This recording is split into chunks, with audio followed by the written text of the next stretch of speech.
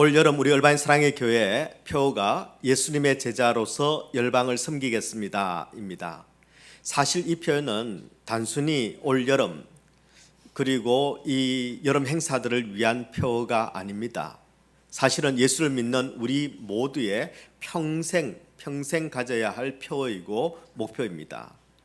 땅 끝까지 이르러 내 증인이 되라 하는 것이 예수님의 가장 큰 명령이시기 때문입니다. 근데 여러분, 참 안타깝게도 오늘날 예수 믿는 많은 사람들이 이 목표를 잊어버리고 살아갑니다. 왜 그럴까요? 왜 예수를 믿는 우리가 예수의 증인이 되라고 하는 이 목표를 잊어버리고 살아갈까요? 이유는 간단합니다. 삶의 목표가 예수가 아닌 다른 것이 되어 있기 때문입니다. 여러분, 목표가 분명해야 목표를 이루어낼 수 있습니다. 당연한 이야기죠. 희망은 또 다른 희망을 낳는다라는 자서전적인 그런 이야기가 책으로 그게 출판이 됐습니다. 이 책을 쓴 분이 서진규라는 여성입니다. 이분은 태어나기를 1948년, 지금은 이제 부산광역시인데요, 기장군에서 엿장수의 딸로 태어났습니다. 그런데 또 학교를 다니기는요, 여중학교를 충북 제천에서 제천 여중을 졸업을 했습니다. 그 다음에 고등학교는 또 서울에서 풍문여고를 졸업했습니다. 그리고 여고를 졸업하고 난 다음에 가발 공장에 취직을 합니다. 종로에 있는 가발 공장인데요, 거기서 일을 하다가 19살에 미국으로 건너왔습니다.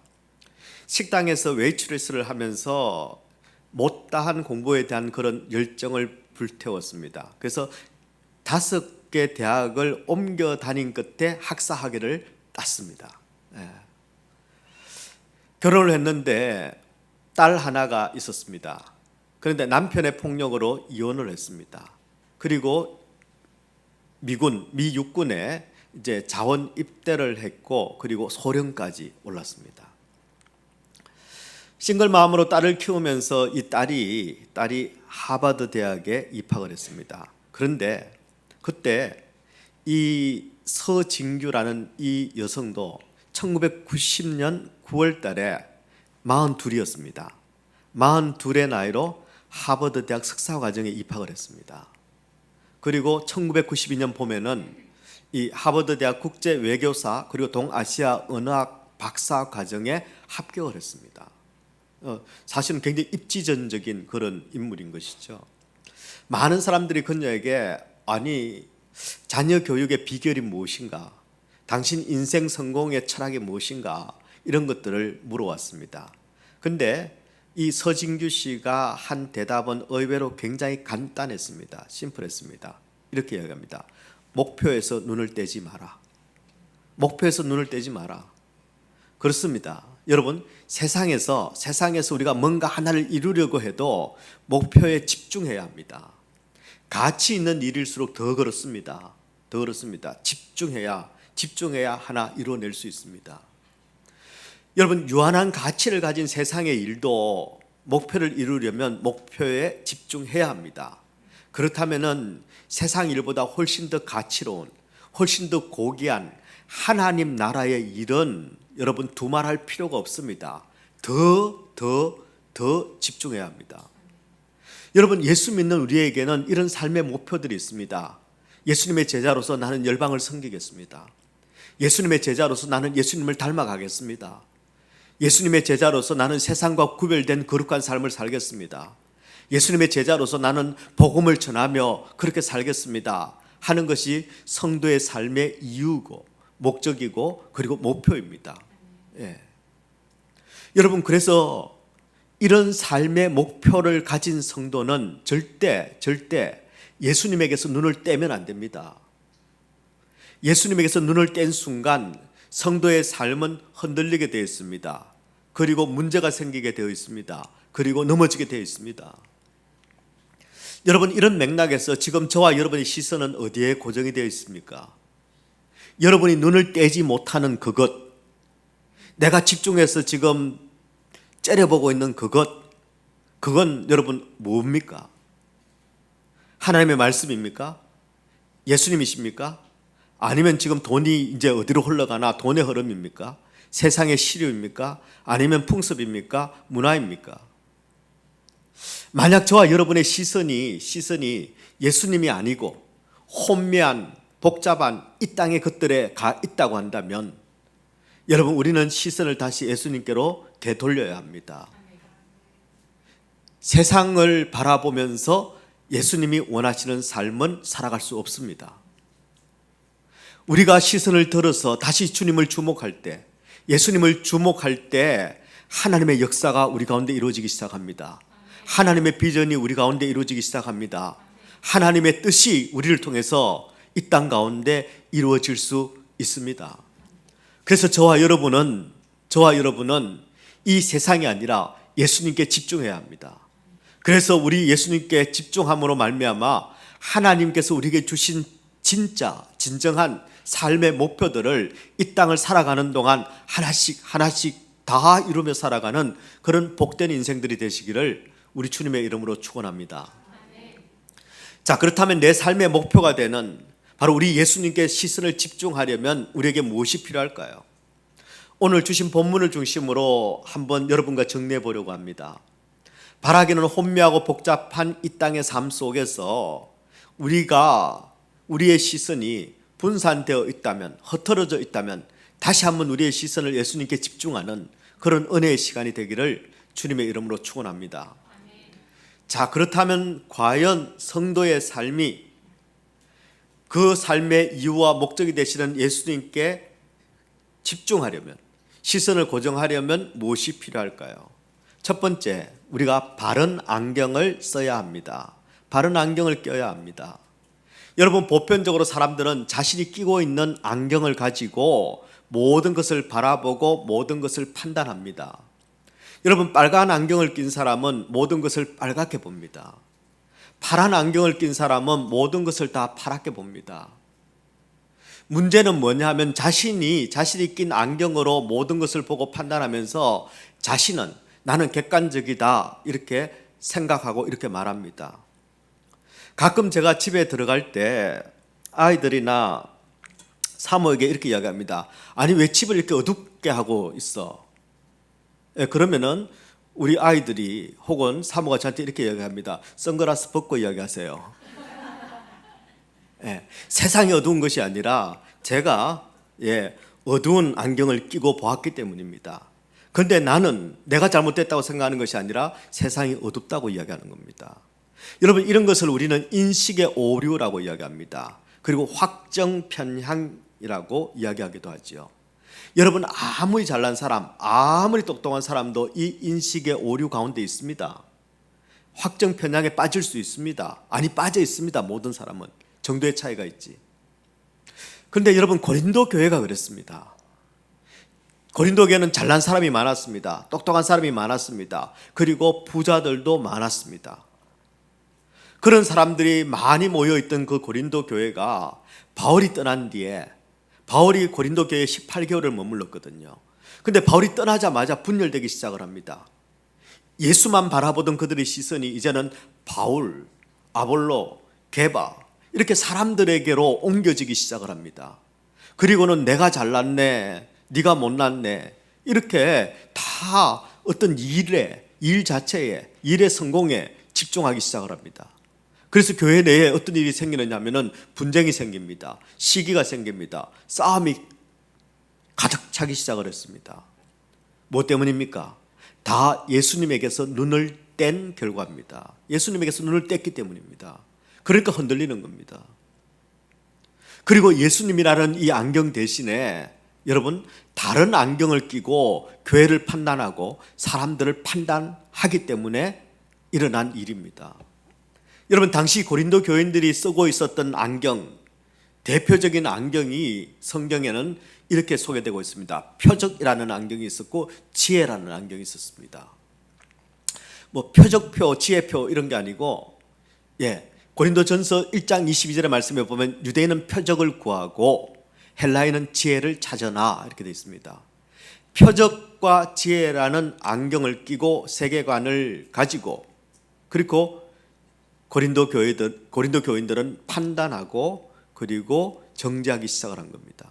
근데 바울은 표적 말고 지혜 말고 이런 안경 말고 십자가라는 안경을 껴야 한다 이렇게 권면하고 있습니다. 고린도전서 1장 23절의 말씀입니다.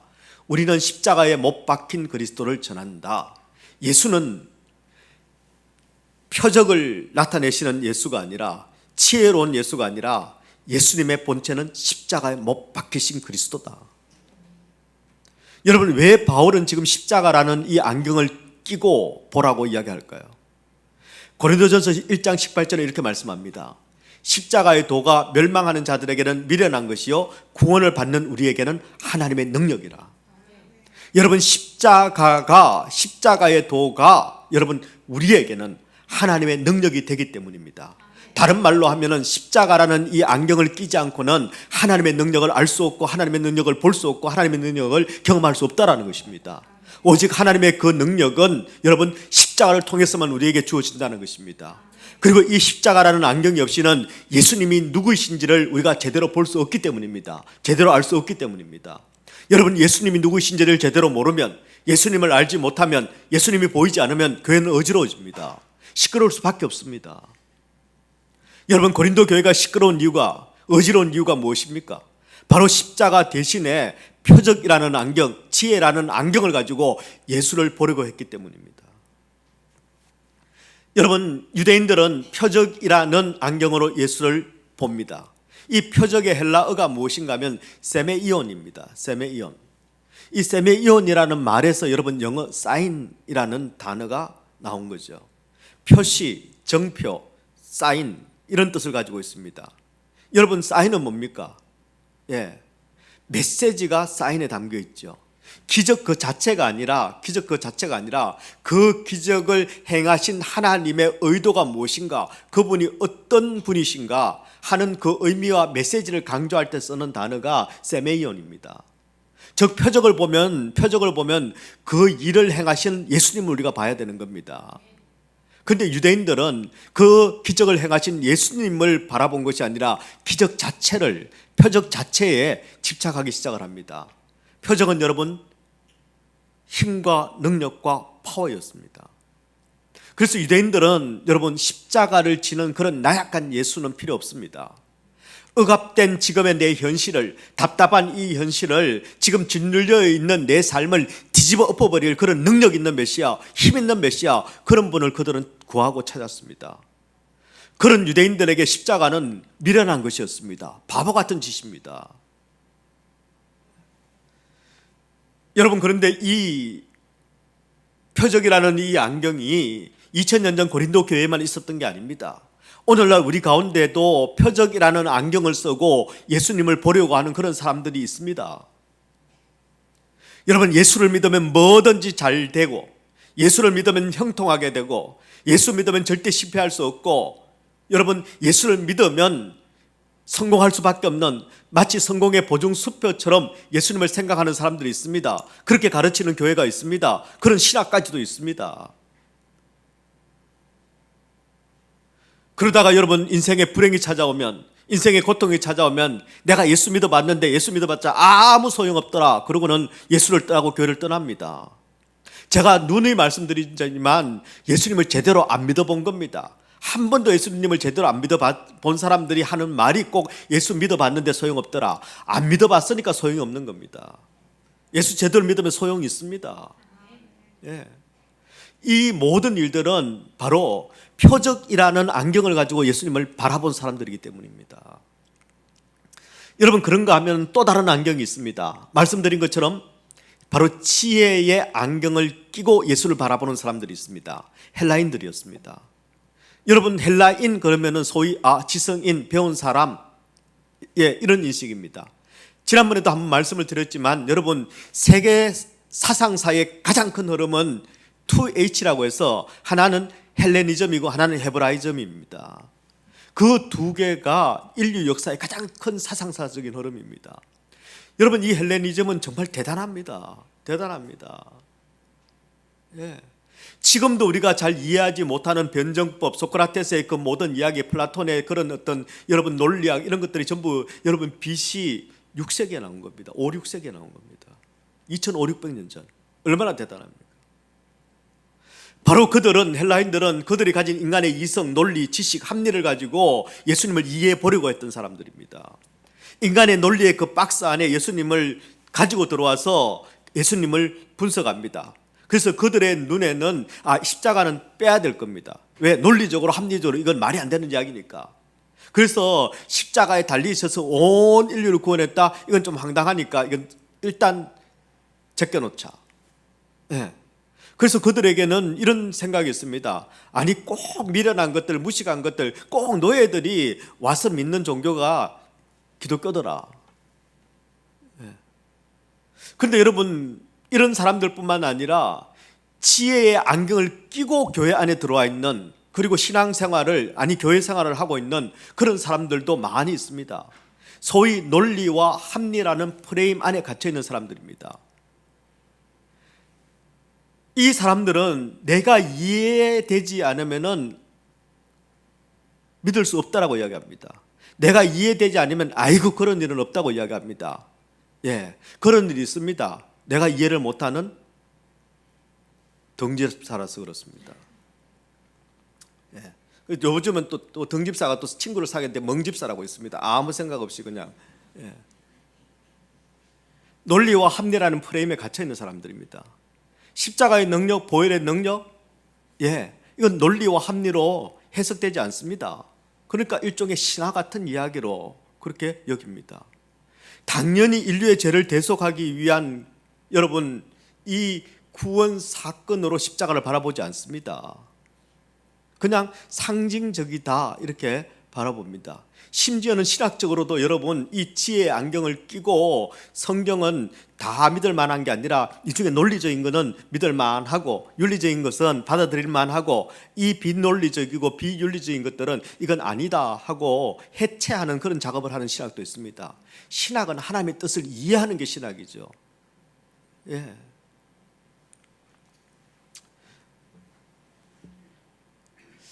저와 여러분에게는 이 예수님은 어떤 분이십니까? 저와 여러분은 지금 어떤 안경을 끼고 예수님을 지금 바라보고 있습니까? 그 예수 그리스도는 내 죄를 대속하기 위해서 십자가를 지신 예수 그리스도이십니까?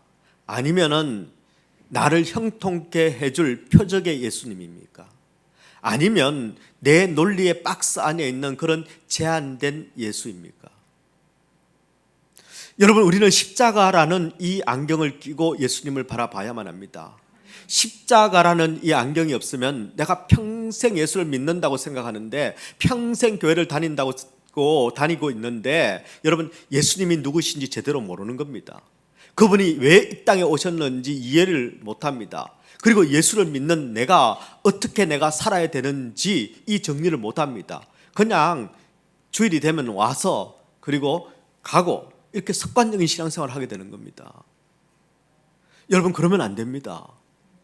예수를 믿는다면 우리는 변해야 됩니다. 예수님이 누구신지를 알아야 되고, 그분이 왜 이 땅에 오셨는지를 내가 알고, 그리고 그 예수님께서 원하시는 삶, 나를 위해서 죽으시면서까지 내게 주시고 싶으셨던 그 삶을 내가 살아내는 것, 이게 신앙생활입니다.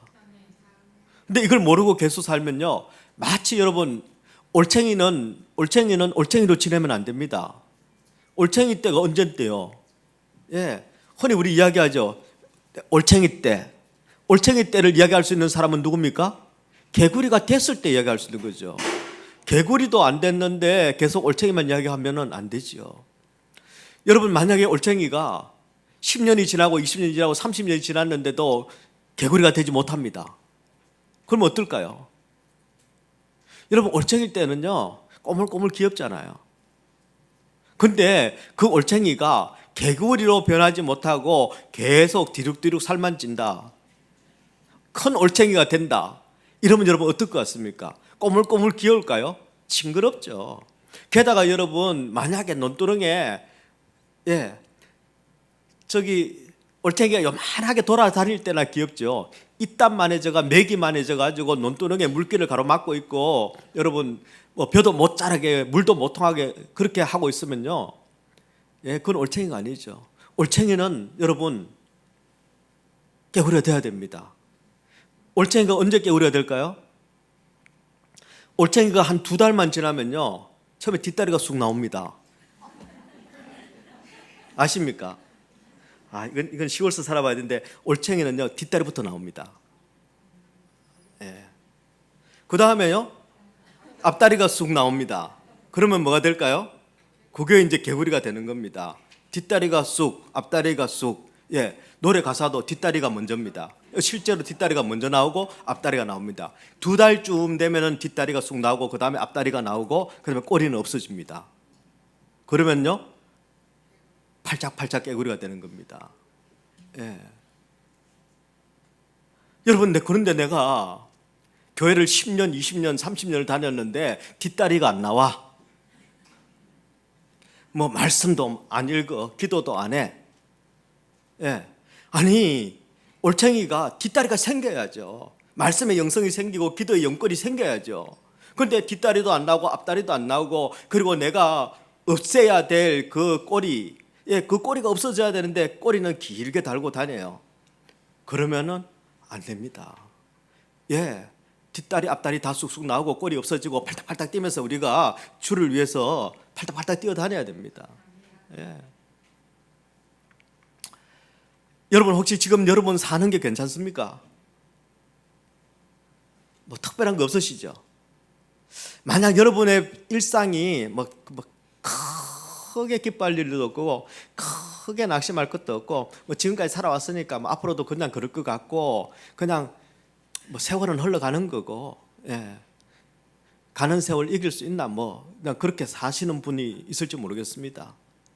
그리고 왜 사느냐고 물으면 그냥 웃기만 하는, 삶의 이유와 목적이 뭔지도 잘 모르겠고, 큰 기쁨도 없고, 그냥 딱히 내가 뭘 해보고 싶은 것도 없고, 그냥 먹고 싶은 것만 생각나지 집중해서 내가 해볼 일도 없고, 그런데도 가만히 있으면 슬퍼지고 불안해지고, 슬픈 영화를 보면 자꾸 눈물이 나고, 여러분 그런 분이 있다면 여러분 제가 한 가지 처방을 드리겠습니다. 십자가를 묵상하십시오. 십자가를 묵상하십시오. 십자가를 지신 예수님께 우리가 집중할 때 복잡한 내 삶의 모든 것들이 제 자리를 찾게 됩니다. 제 자리를 찾습니다. 십자가를 지신 예수님께 우리가 집중할 때에 내가 살게 된 이유, 내가 살아갈 이유, 그리고 내 삶이 도달해야 될 목표, 그게 무엇인지, 그리고 지금 내가 무엇을 향해서, 무엇을 위해서 내가 펄짝펄짝 달려가야 될지, 그 푯대가 어딘지 정확하게 보이기 시작합니다. 그리고 달려갈 수 있습니다. 십자가를 묵상해야 합니다. 저는 저와 여러분이 십자가라는 이 바른 안경을 끼고 내 삶의 이유와 목적이 되시는 예수님께 집중하고, 그래서 그 예수님을 따라가는 그런 복된 인생이 되시기를 우리 주님의 이름으로 축원합니다. 두 번째입니다.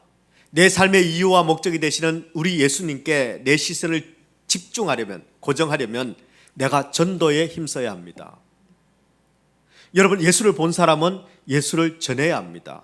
나 봤다. 왜요? 세상은, 여러분, 내가 전하지 않으면 세상은 절대 스스로 하나님을 만날 수 없습니다. 절대입니다. 아무리 돌을 닦아도 하나님 만날 수 없습니다. 예수는 전해지는 겁니다. 그래서 여러분, 하나님께서 우리에게 주신 유일한 한 가지 방법이 뭐냐면 전도였습니다. 전도. 그런데 여러분, 기왕이면 우리 하나님께서 나에게 주신 방법이 좀 세련되면 얼마나 좋겠습니까? 고상하면 얼마나 좋겠습니까? 뭔가 좀 티가 나면 얼마나 좋겠습니까? 특별히 저 같은 사람은, 여러분, 제가 이렇게 하나님의 말씀을 전할 때, 복음을 전할 때 막 얼굴에서 광채가 나든지, 얼굴에서 광채가 나지 않을 것 같으면 뒤에서는 뭐라도 조명이라도 비춰주든지 그래야 되는데, 여러분 보시면 알겠지만, 여러분 저기만 밝지 저는 시커멓지 않습니까? 티가 안 나지 않습니까? 아니, 조금 얼마나 세련되고 고상되게 제가 서울말을 하면 얼마나 좋겠습니까? 설득력이 더 있어질 텐데, 고급스러워질 텐데. 안 됩니다. 근데 여러분, 성경은 사실은 전도 자체가 미련한 짓이다 이렇게 얘기합니다. 아니, 어떻게 그런 말을 목사님이. 여러분, 미련하다는 이유는 아이고 저렇게 한다고 되나? 저런다고 뭐가 되나? 그게 미련한 짓입니다. 그런데 여러분, 이 전도가 미련하다는 것은 여러분 하나님의 말씀입니다. 고린도전서 1장 21절에 이렇게 말씀하죠.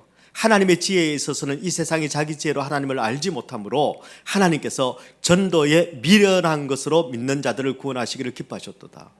전도는 미련하다 이렇게 말씀합니다. 왜 하나님께서는 고상한 방법, 세련된 방법, 기가 막히는 그런 어떤 못하실 일이 전혀 없으신 그 하나님께서 여러분 사람이 상상할 수 없는 그런 방법으로 뭔가 전달해 주시면 좋지 않을까요? 그런데 왜 이렇게 미련한 방법으로 복음을 전하게 하실까요?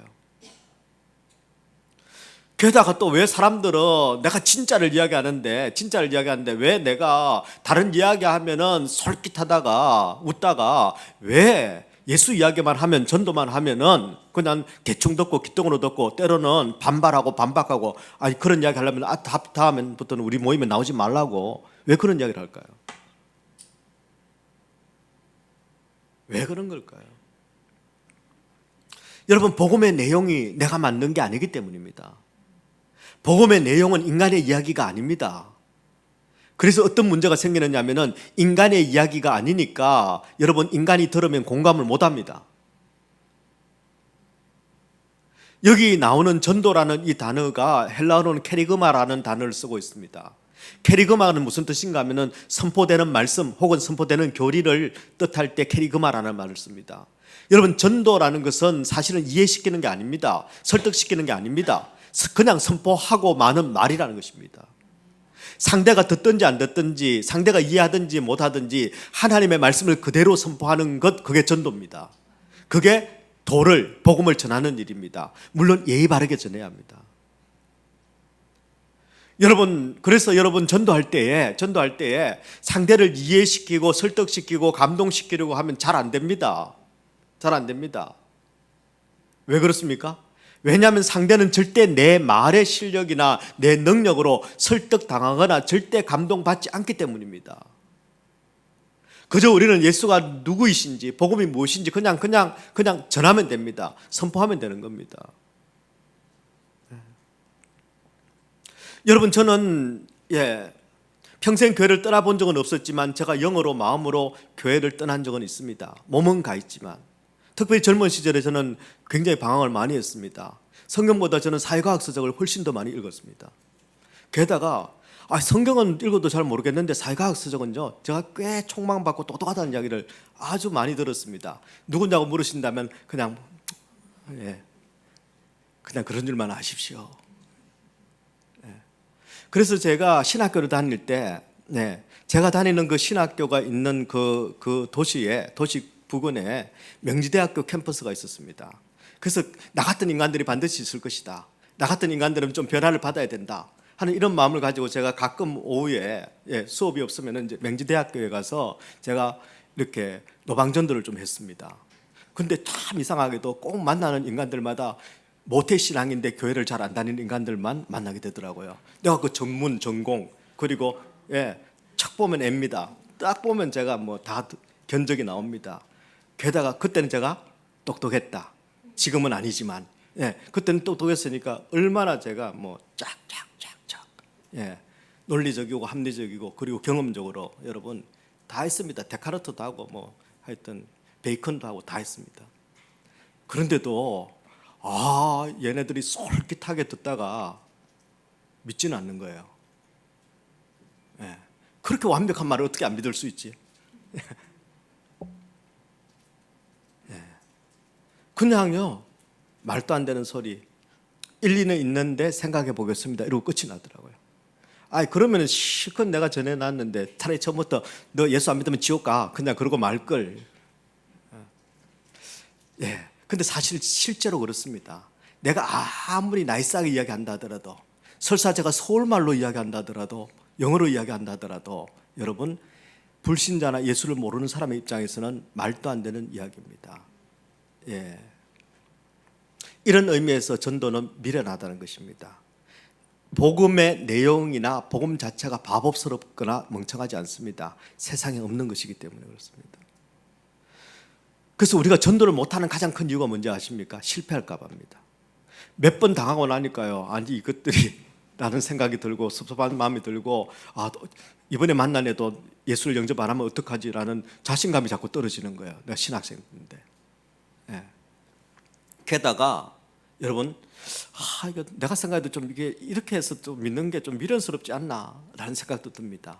그래서 우리는 전도를 하지 못하는 가장 큰 이유가, 여러분, 이게 아무리 봐도 좀 미련스러운 것 같아라는 생각을 하기 때문입니다.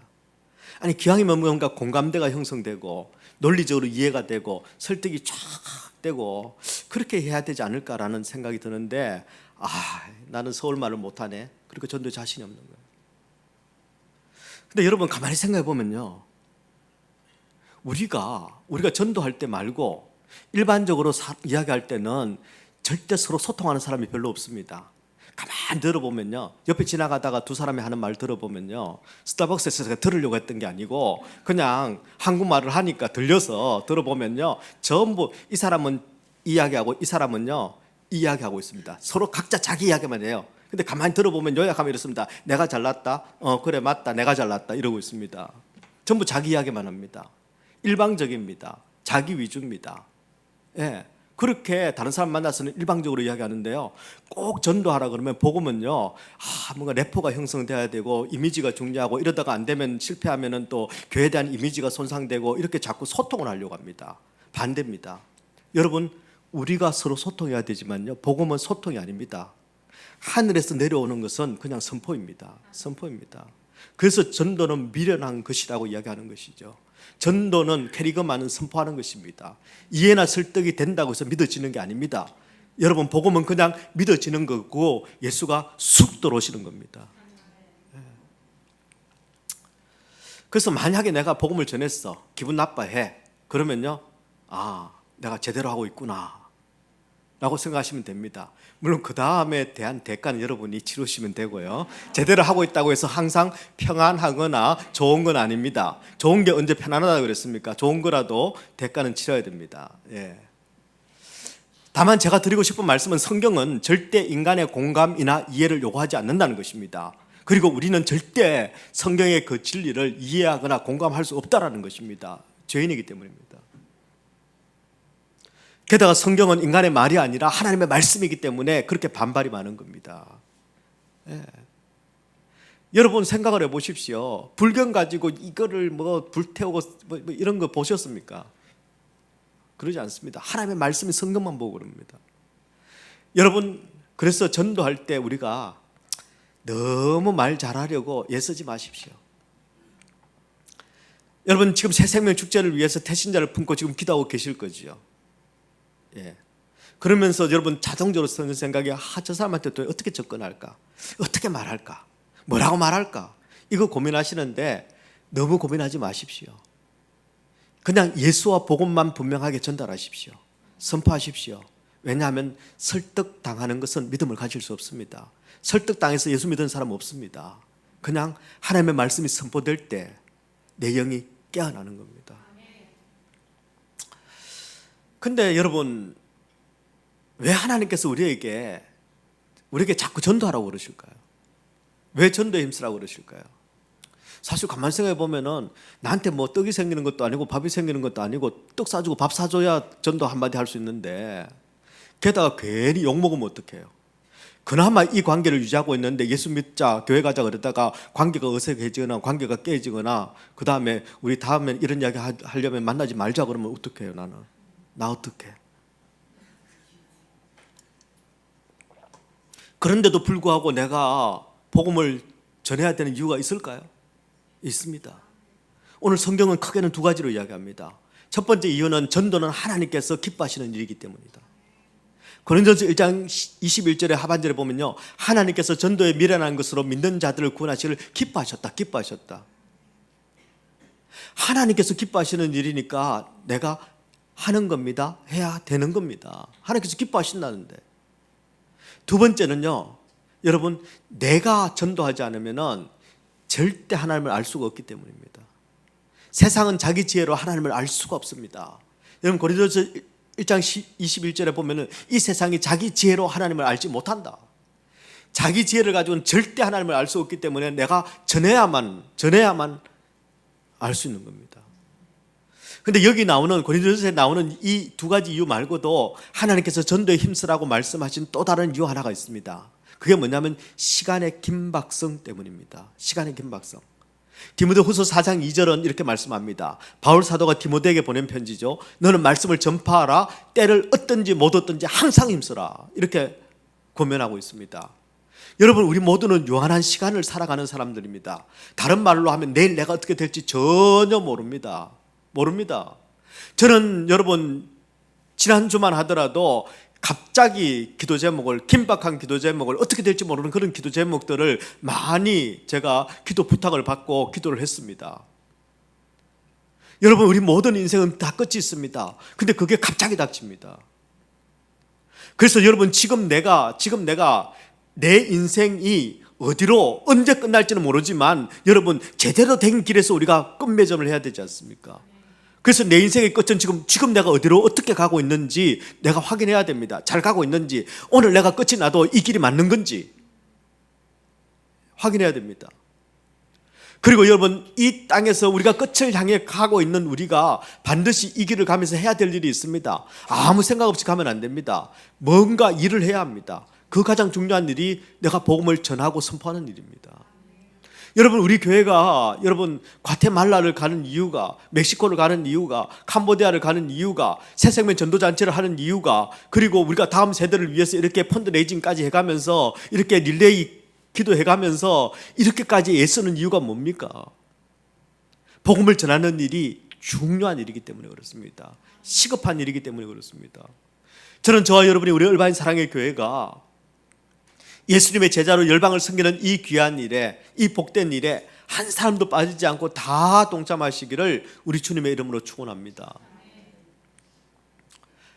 굉장히 오래된 이야기입니다. 1963년 10월 19일 새벽 2시에 강원도 인제군, 군부대가 많기로 유명하죠. 강원도 인제군 남면 어론리라는 그런 작은 마을이 있었습니다.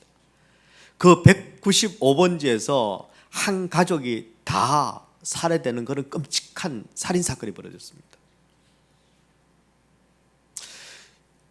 어론리 195번지는 바로 상공일 병기대대 대대장의 관사였습니다.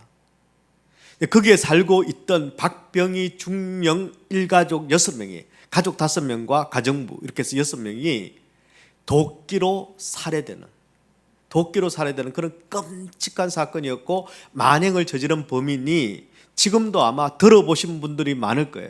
고재봉입니다. 벌써 권사님 아시잖아요. 고재봉. 유명한 살인마입니다.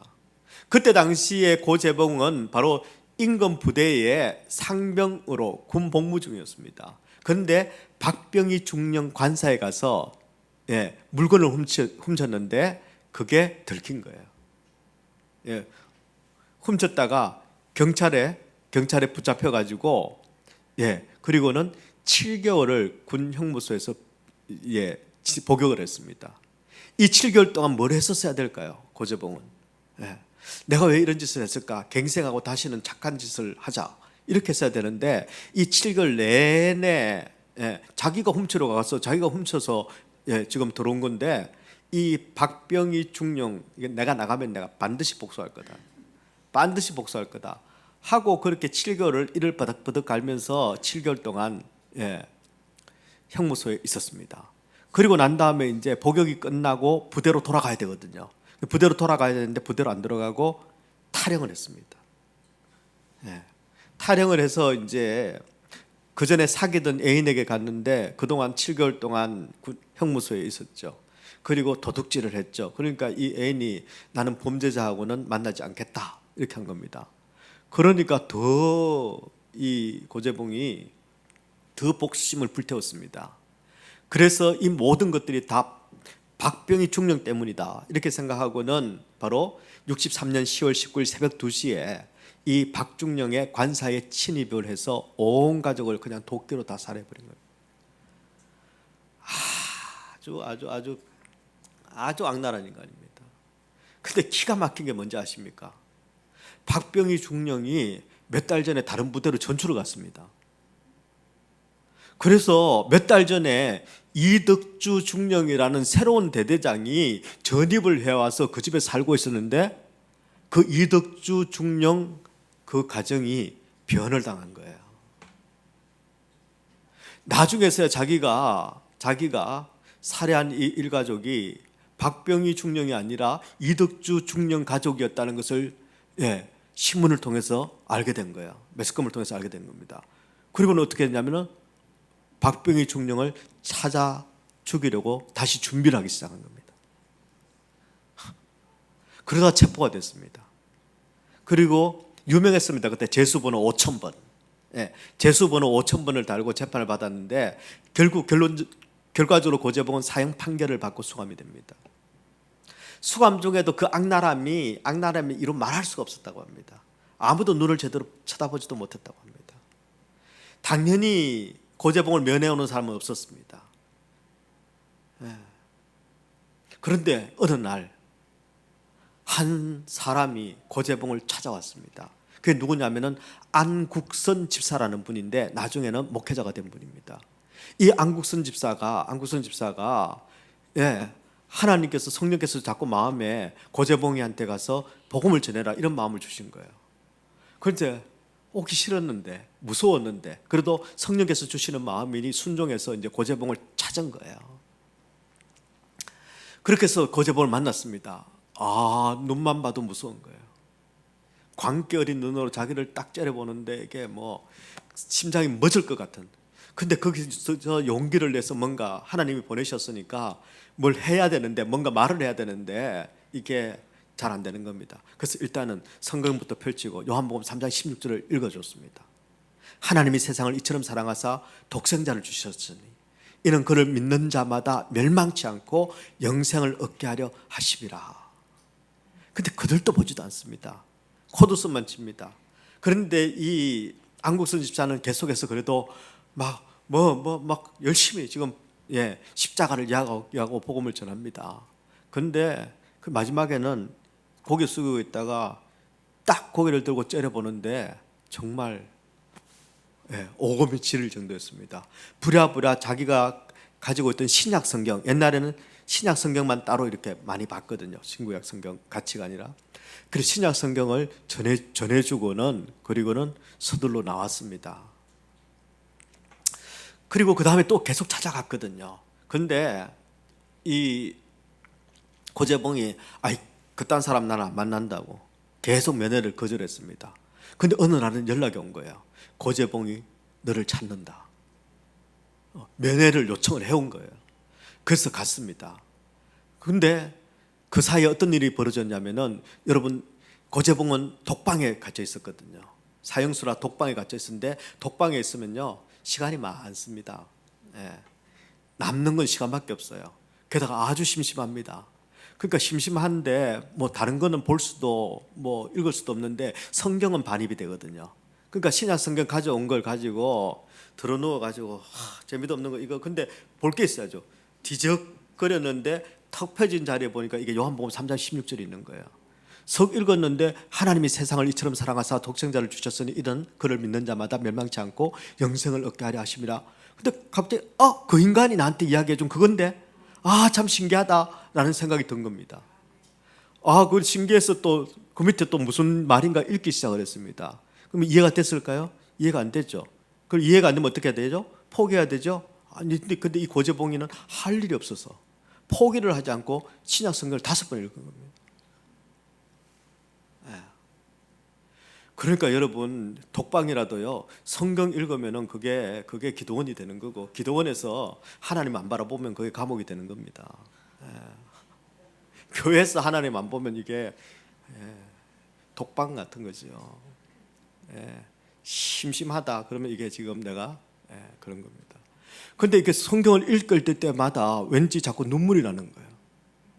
성경을 읽을 때마다 내가 죄인이라는 그런 마음이 쑥 들어오는 거예요. 그리고 내가 그러면 안 되는데 자꾸 눈물이 나고 자기도 모르게 막 회개를 하고 있는 거예요. 게다가 저 멀리서 여러분 옛날에는 그 교회에서 새벽 예배 때 새벽 종을 쳤거든요. 예, 새벽 종소리가 일어나면요, 자기도 일어나서 거기서 무릎 꿇고 기도하기 시작을 하는 거예요. 기가 막힌 일이 벌어진 거예요. 그리고는 이제 이 성경을 전해준 안 집사에게 면회를 좀 와달라고. 그리고 만나가 도대체 구원이 뭐냐 하고 물으는 거예요. 예. 그리고는 내가 진작 예수를 왜 못 만났을까? 내가 진작 예수를 만났으면 사람을 죽이지는 않았을 텐데. 가슴을 치며 회개하고 그리고 원래 성경책이 두껍다던데 좀 두꺼운 책 하나 달라. 그게 이제 신구약 합본이에요. 근데 그 책을 이제 줬습니다. 그러니까 그 독방에서 신구약 성경책을 날마다 하나님의 말씀을 읽고, 그리고 잠깐 나온 시간, 식사하는 시간 이럴 때마다 그 형무소 안에 있는 사람들에게, 죄수들에게 전도를 하기 시작하는 거예요. 예. 그래가지고 사형이 집행되기까지 바로 이 전도한 사람이 1,800명이 된답니다. 예. 감옥이 변하기 시작을 했어요. 감옥이 변했습니다. 예. 감옥이 기도원이 됐어요. 예. 드디어 사형이 집행되는 날이 다가왔습니다.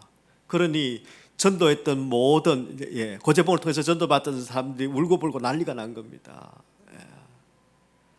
그래서 이 고재봉이요, 이제 그때는 형장에서 그 총살형을 했거든요. 마지막으로 이 검찰관이 물었습니다. 남길 말이 있느냐, 유언이 있느냐. 두 가지가 있다. 첫 번째가 뭐냐, 요한복음 3장 16절을 거기 있는 사람들에게 본인이 암송해서 들려주었습니다. 두 번째는 한 가지 부탁이 있다. 내가 웃을 때 총을 쏴달라.